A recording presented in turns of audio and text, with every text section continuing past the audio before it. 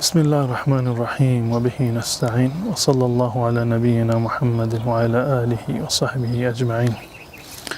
سيدنا سعد بن ابی وقاص رضی الله تعالی عنه میگه روزی ما همراه با رسول الله صلی الله علیه و سلم نشسته بودیم که ایشان فرمودند ایعجز احدکم ان یکسب فی یوم 1000 حسنه. گفتند که مگر شما عاجزید، ناتوانید که از این که هر روز 1000 نیکی برای خودتان کسب کنید؟ یکی سوال کرد کیف یکسب احدنا 1000 حسنه؟ یا رسول الله ما چطور میتونیم 1000 نیکی در یک روز جمع بکنیم؟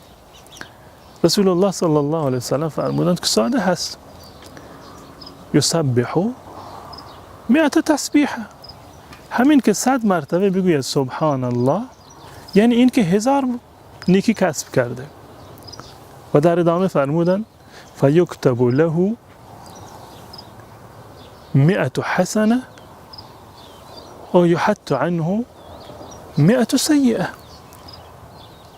یا این که الله متعال 100 نیکی و درجه به اون اضافه می کند و 100 گناه از گناهانش را معاف می کند.